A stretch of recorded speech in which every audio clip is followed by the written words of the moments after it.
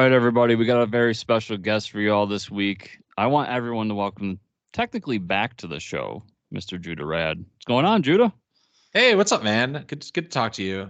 Good to be here. How's life? Oh wait, you asked the question. Sorry, No, that's fine. Life's been good. You know, the show is chucking along. March for some reason has been nuts. I've actually had to turn down interviews for the first time in a while. Ooh, nice. But it's gonna be fun, and looking forward to going to MegaCon at the end of the month. So, oh, that's dope. Be down in the good old Florida with some family, and then sneak away to go see some comics. Awesome. When you say sneak away, do you mean literally like they can't know what you're doing? They think you're at like a medical conference or something, and you have like a whole secret life where you're actually reading comics? Yeah, nobody knows about this. That's okay. No, my parents are what they call snowbirds. So for winter they go down to Florida and they live down there and have fun and ride Harleys and do what they do. And that's cool. Got invited down this year. I went down last year too, and it just so happened that MegaCon was happening, and I was like, hey, I can do it during this weekend. And then after everything was booked, I was like, hey, Mom, this day I'm not available to do any fun stuff because I'm going to be going and talking to all these great people like Travis Gibb to talk comics for the day because fuck it. Like, but how you been? Been good, man. I'm still in El Paso. I think the last time I talked to you, I lived in Hawaii, or I had just moved from Hawaii. So, it's been last couple of years have been a big kind of adjustment for me and my wife, who really enjoy the beach. And unfortunately, there's definitely no water here. That's the one thing we don't have. Lots of sand. Lots of sand. I have half the beach, just not my favorite half. Yeah, man, things are good. I just got a puppy. My wife just took him. She's taking him to a puppy play date. So he's not here. Otherwise, I'd show him off. But he's a very nice boy. He's a good boy, if you will. I'm jealous. I told you before the recording, I'm in the process of trying to buy a home, and once that's done, I will be getting a puppy. I'll be getting my Dachshund. Nice. It changes your life, man. My cat Greedo needs a Han. Oh, yeah. I don't think Greedo is going to like this Han. No, he does not like dogs one bit. My only hope is that he will probably be bigger than the dog, so maybe that'll change his perspective because he's only been around big dogs. Okay, so it might not change his perspective, but it might teach the dog to respect him before he gets bigger. Yeah, I mean, I can always tell Greedo. I said George Lucas changed it. I mean, you shot first, so all the Star Wars fans are mad right now. Yeah. So Judah, I've had you on the show before, back when you were doing the podcast thing, or the YouTube thing, I should say, and with your co-host Robo and Ree. Yeah. I think I had just you and Robo on the show. So you've been on the show before, but you've never been on the show as a guest. And what I'm tickled about right now is we met because I was a guest on your show. That's back right. when I was creating a comic, and now we have flipped the switch. So since this is technically your first time as a guest, we got to do the origin story. So let's talk about how you got into comics, where that love took you, and then how you got to this point. Okay. How far back should I start? Should I talk about when I was conceived, or I mean, if it involves comics, if your parents were reading the comic during the whole thing, I guess let's do it. My dad's told me the story many times, but he didn't bring up any comics. So I guess it's not relevant. So yeah, as far as this goes, so as like you said, I did I Freaking Love Comics for a couple years with my co-hosts Robo and Ree. And that was a lot of fun. We interviewed a lot of creators, and I've always been a comic book fan, but that having when you have an outlet for your fanhood, it really just like distills everything, and you start thinking about it all the time. And I have always written. I've always been a fan of writing fiction, and always kind of had a dream to write stories. But just being in that space really got me like thinking about it very seriously. So we disbanded the IFLC. Because life got in the way. We were a little too tired for it, and it kind of just fell by the wayside. But I I started writing one night. I wrote this script for a single issue of a story that I just had in my head, and then I decided like, well, what if I tried to make a comic book? And I looked into the prices, and it's really hard to make a comic book if you don't draw, because you have to hire people, and people are expensive, especially if you want like a good artist and a good letterer. And I decided to just kind of go for it and like commission a few pages, and then from there, I pitched to publishers. They all turned me down, and I decided to go with the Kickstarter route. So I've put a lot of my money up front for this. So like the book is almost done, but the Kickstarter went live yesterday, and we're already funded. So this comic book is 100% coming out, and people are gonna be able to read it. So I guess that's where I am right now on the on the business side of it. But I should clarify real quick. Yesterday, as we're recording this, because as you're all listening to this, it's been probably close to a week. But okay, so a week ago we were funded, and now I've broken into six figures. So wishful thinking. We'll see. So yeah, you had a similar rise that I did, where I started talking to creators, both professional and indie and all across the board. And what I noticed with most of them, unless you're someone like Cullen Bunn or one of these big names, you're probably working a day job while you're creating your comics, and you're just a guy who went out and tried it. And there was a lot more success in especially these platforms like Kickstarter. Was that kind of an inspiration for you as well? Yes, big time. We did this thing called the Kick Boost, and I think that's where you first appeared on our channel. But it was a space that we dedicated to like doing creator interviews of people that weren't being published by a big publisher, but were trying to crowdfund themselves. And it was super informative.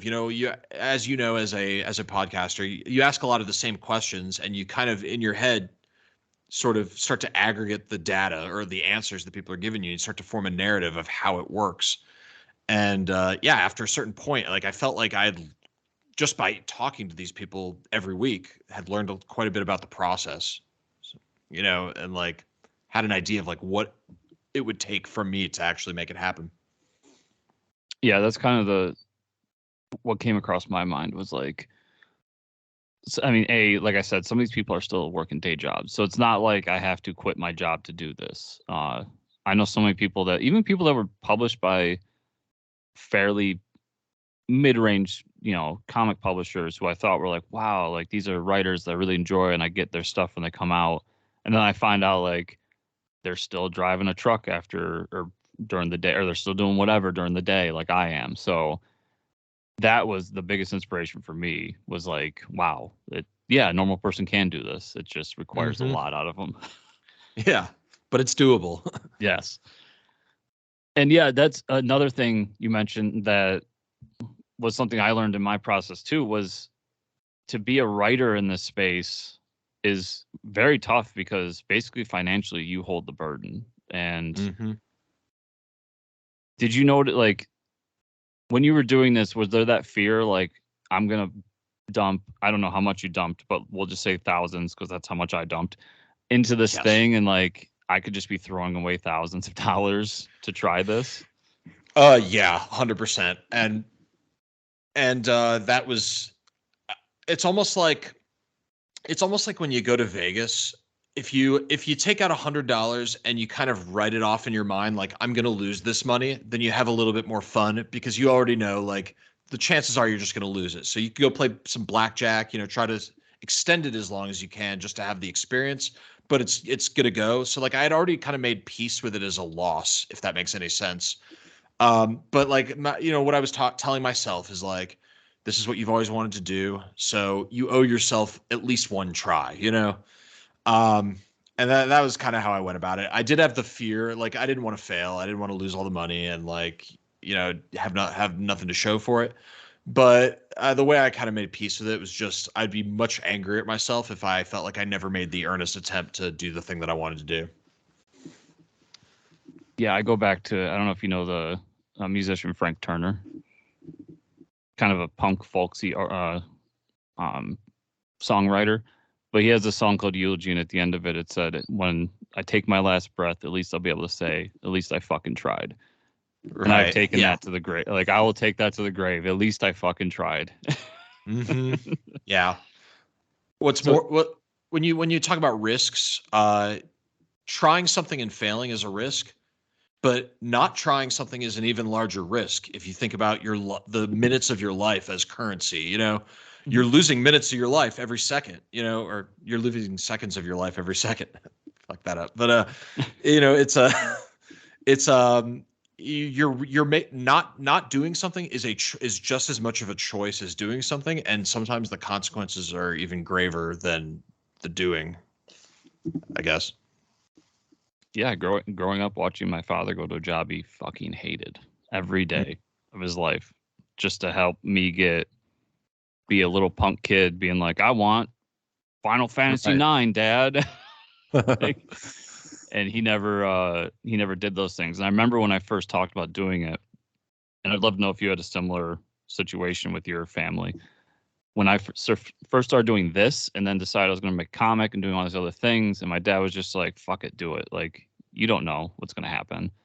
He tells me the story over and over again of he could have invested in Microsoft and been a part of all that because he thought computers were cool, and he decided not to because he's like, what if I lose all this money? Yeah. My parents were pretty supportive as well. They know that it's just I've always wanted to tell stories, so they were very supportive. My wife, honestly, I couldn't have done that. I wouldn't be here like with a funded project, like, with 30 days to go, about to actually ship people my comic book if it wasn't for my wife, because she's been so supportive. Like, it's our money, you know what I mean? It's not just my money. So she had to sign off on it, and she didn't hesitate. She was like, this is what you want to do it. This is your dream. And she's just been like, this voice in my head of encouragement, like, this entire time. So I'm super grateful for her, for letting this happen. I don't know if I even would have done it on my own. If I didn't have her, I think I might have like talked myself out of it. So it's been nice. That's great support. So in doing this whole thing, you started Trouble Studios, which is now your publishing line. Did you is that official? Like, you incorporated it and everything, or Trouble Studios LLC, baby. It's a real thing. I'm technically a CEO. I'm talking to a CEO, everybody. It's finally I finally made it. Right. You can't see it in the shot, but there's a cup of coffee and a copy of the Wall Street Journal sitting over there. Nice. Yeah. So as a CEO, I know you're a millionaire now, so obviously, yeah. Can I borrow some money? I'll have my people call your people. So we've gone all this time. We haven't really talked about the book, so I guess we should talk about the book a little bit. Let's start with it's Charon 13. Let's start with the elevator pitch. What's the book about? What can people expect? Okay. Push the elevator button. So hey, check this out. Charon 13 is a secret agent, an interstellar secret agent, and he exists in a galaxy that is completely torn apart between two galactic hegemonies in something that kind of resembles East and West Berlin in the 80s, but on a galaxy-wide scale. So a lot of uncertainty, a lot of suspense, a lot of distrust. This is a galaxy on the brink, and he's stuck right in the middle of it as the greatest and most highly trained operative in the United Systems coalition. His primary adversary is the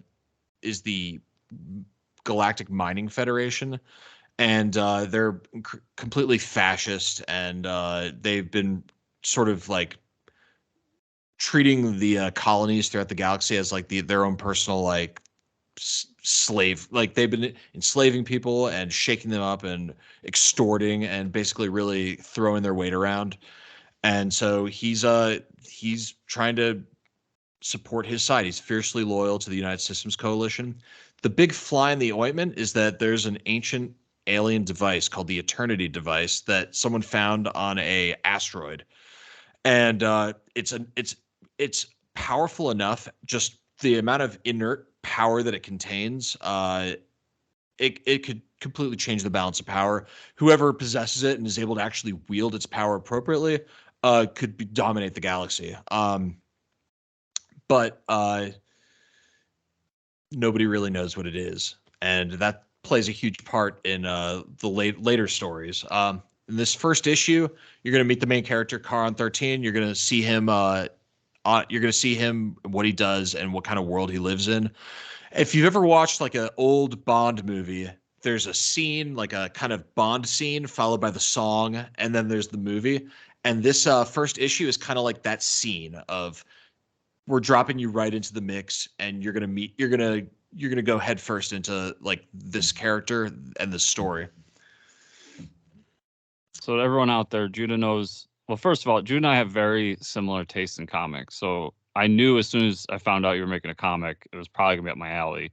And you hit all the buzzwords: sci-fi, secret agents, Cold War era storyline, with the East and West Berlin kind of thing going on.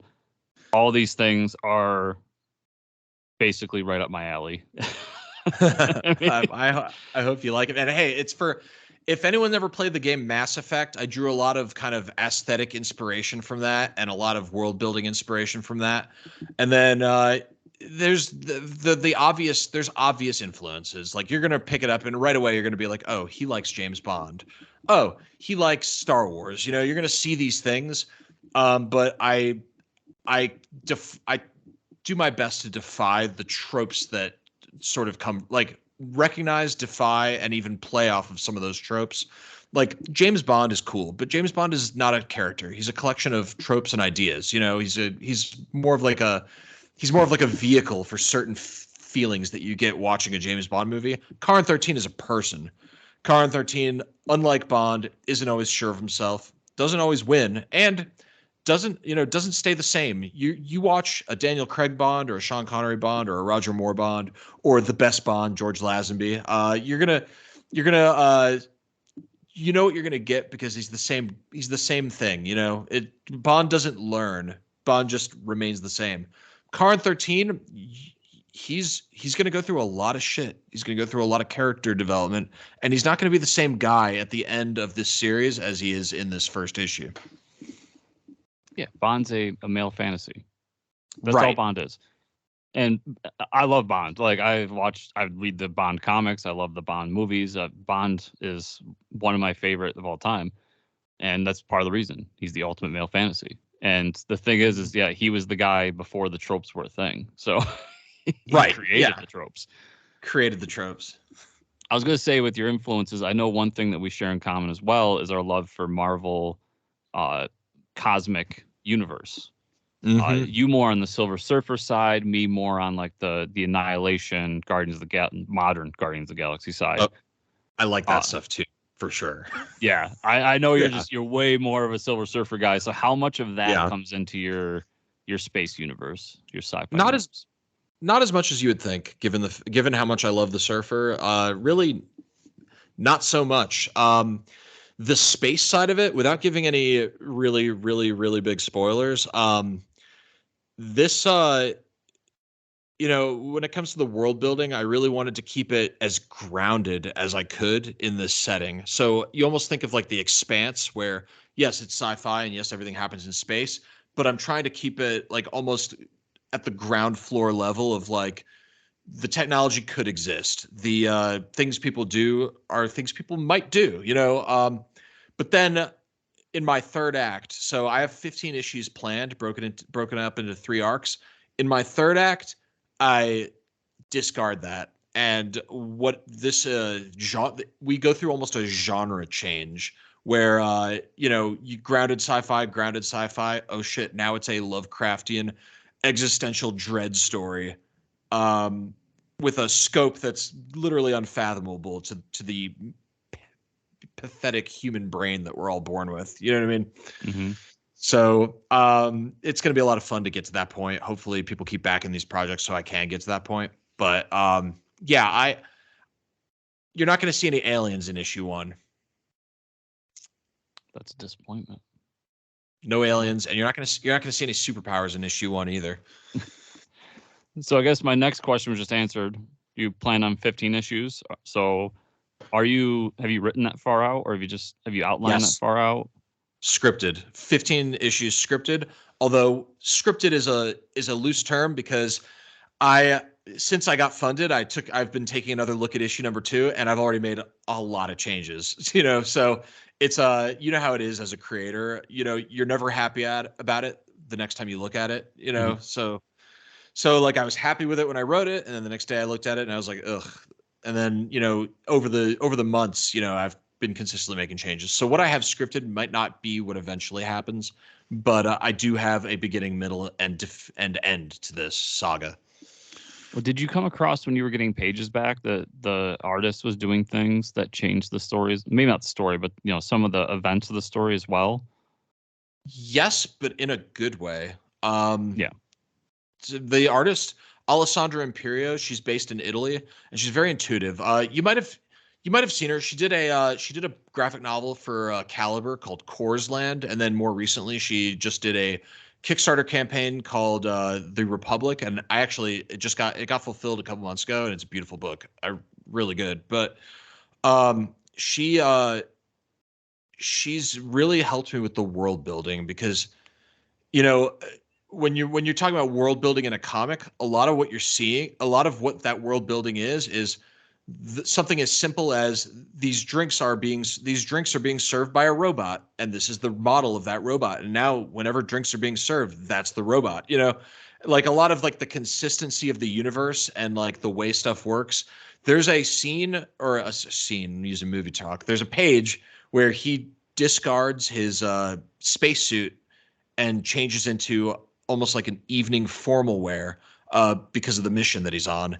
And it was her idea that instead of taking off his suit is made out of nanites that deconstruct and reveal this suit. So, she's helped me a lot with the world building.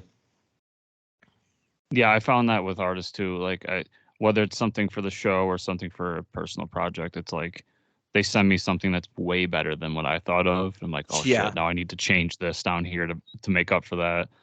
And that's the beauty of comics. It's a collaborative team event, and like what people add to it as they come in. Like my letterer, Jeremiah Lambert, has added a lot of great, like unique and excellent things to the overall picture as well.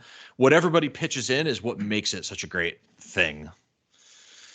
Yeah, and that's a great place to go to with the colors. So I was going through the pages that you sent me, and you start off the book with, we're in space, a lot of gray, a lot of black, and it's pretty much an action sequence. But then it just pops, and you just see these what looks like these shields, like force field shields around guys that are bright pink, and then you get to this scene that you're talking about with like the formal wear, and it's an explosion of color, and I love it. Was that your colorist, or was that something that you were thinking about going into the book? Like, I want this pop of color when I got to this point. So my intent with that was I wanted it to be like, oh, what's he doing? Why is he there? He's taking off his spacesuit. Why? And it's because he's wearing like a dinner jacket to a fancy gala, and like I wanted that surprise factor of like, oh, this is what's happening. He's undercover. But it was really Alessandra, and she's a one-stop shop. She does line art, inks, and colors. So this is all her when you're looking at the page. It was kind of her idea to really make it that overwhelm. I know which page you're talking about. It's that single splash of the gala, and it was her idea to make it such an explosion, and I think it worked really well. It was more than I ever would have imagined. Yeah, she kills it on it. Like, just right in the. You're correct in what page I'm talking about, because right in the middle of it is this like bubble that's almost this rainbow bubble, and then behind it with like the waterfalls, and then all this stuff going on, and it's such a contrast to the rest of the pages that came before it, where it's almost dreary and dark and kind of like, oh, this is typical sci-fi kind of thing. And she does throw in some colors in like those first couple pages, but that explosion just hits, and I absolutely loved it.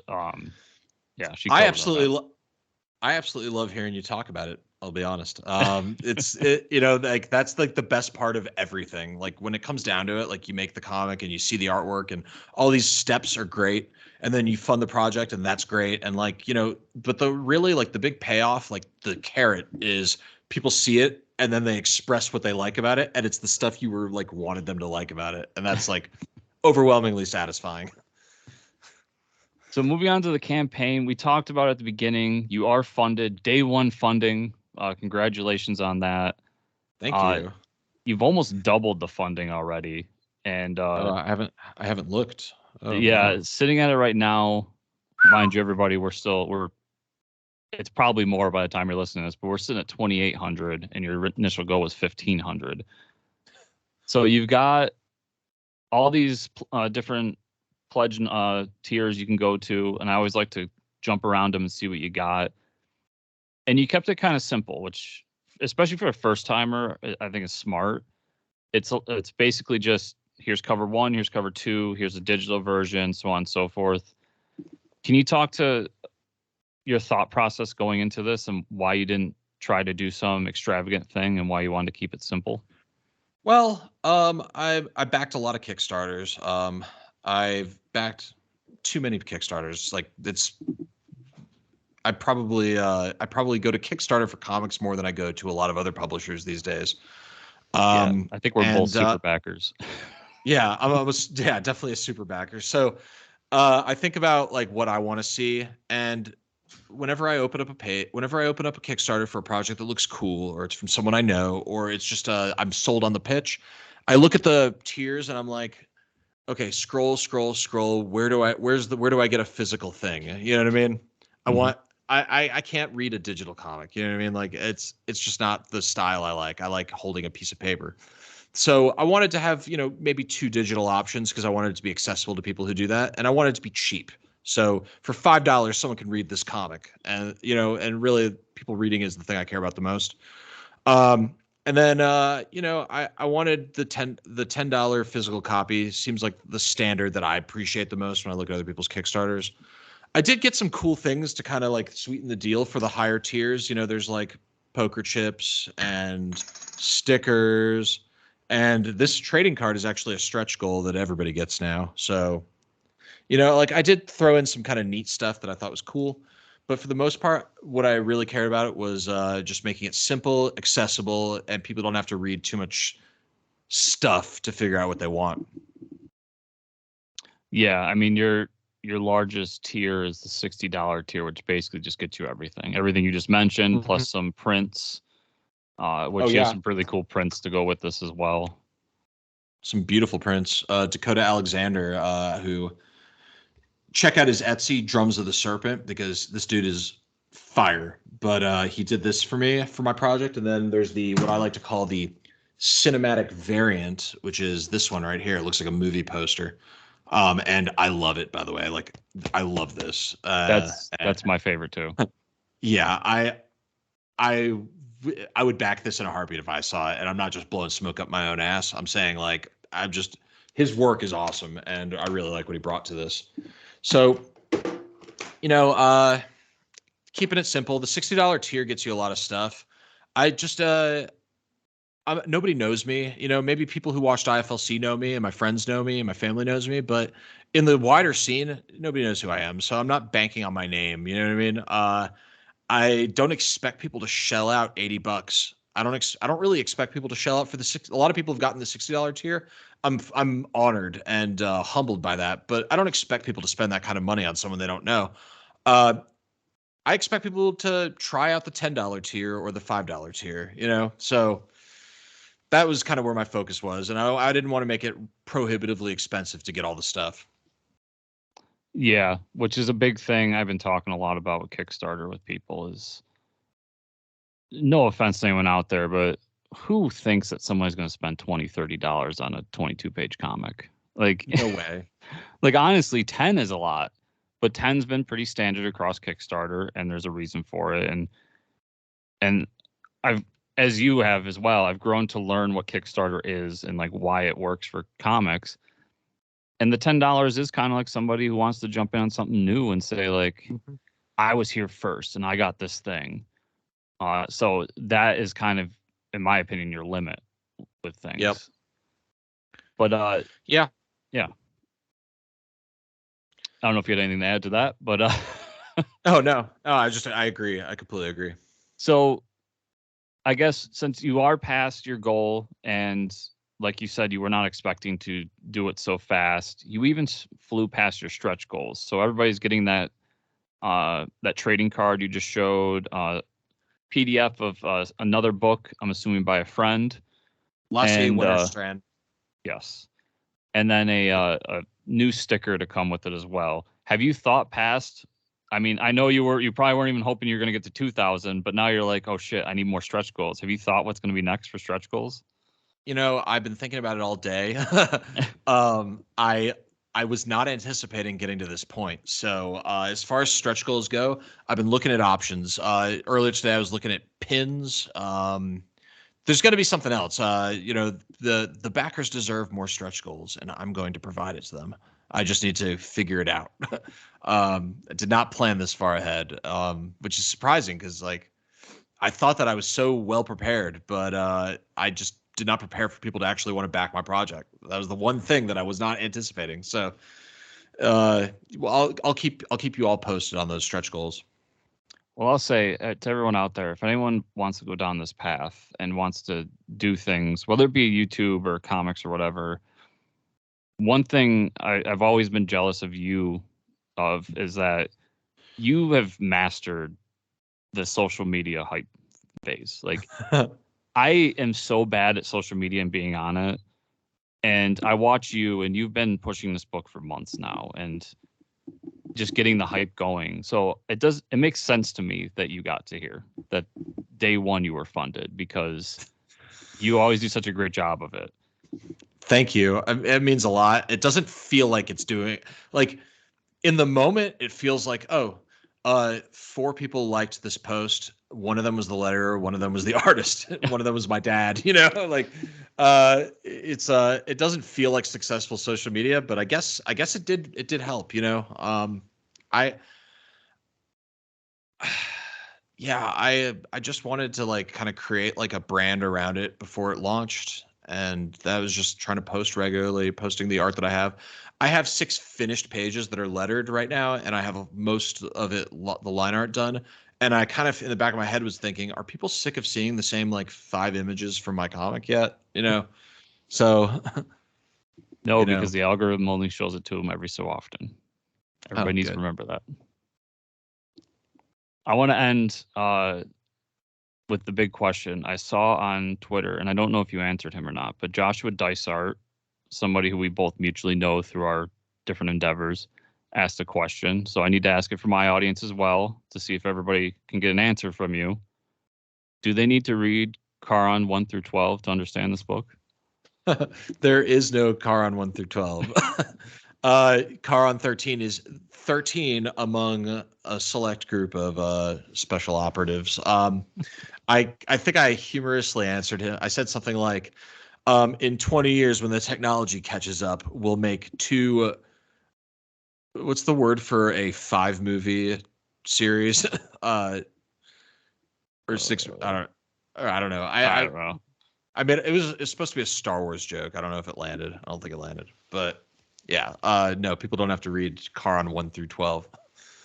So yeah, once we get the technology, you'll create the prequels, and everybody will hate them. That's what you're telling me. Yeah, everyone will hate them. Yeah, and then you'll make a cartoon based in between the worst movie of the whole thing, and everybody will love it. Right. So that's how you get back. Yeah. I'm trying to think of the title. I think it's going to be called "The Sand of Sand." The Sand of Sand. That's sandy and coarse. Oh, fuck Clone Wars, man. So Judah, thanks so much for being here. I appreciate you taking the time and talking about the book. And as I said before, congrats on all the success with it. I'm sure it's going to fly even higher in the next month. But before you take off, you got to tell everybody where they can follow you, where they can find the project, all that stuff. Pimp out your socials. Okay. Well, the Kickstarter, I don't know if the link is going to be attached to this video, but it's The Kickstarter is Charon 13, The Price of Eternity, from Trouble Studios. You want to follow Trouble Studios on Twitter? It's Trouble_Comics. If you want to follow me, it's Judah_Radd_IFLC.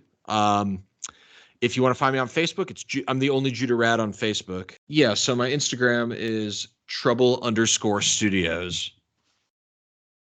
And so everybody out there, since Judah thinks I'm an amateur here, those will be in the show notes down below, so you can find not only the link to the Kickstarter, but also Trouble Studios website as well, so you can check out the campaign, check out Trouble Studios and what they're doing, and has some cool little bios and all different creators that Judah's working with. And yeah, just make sure you go check it out because the book looks awesome. Really excited to get my hands on it. And best of luck, Judah, with the rest of the campaign, although you do not need it. Thanks, man. And thanks to everyone. Thanks to everyone watching. This is a good podcast. Definitely like, subscribe, ring the bell, and invite your friends. And I hope to talk to you again, man. It's been a while. I missed you. I missed you too, man. I missed you.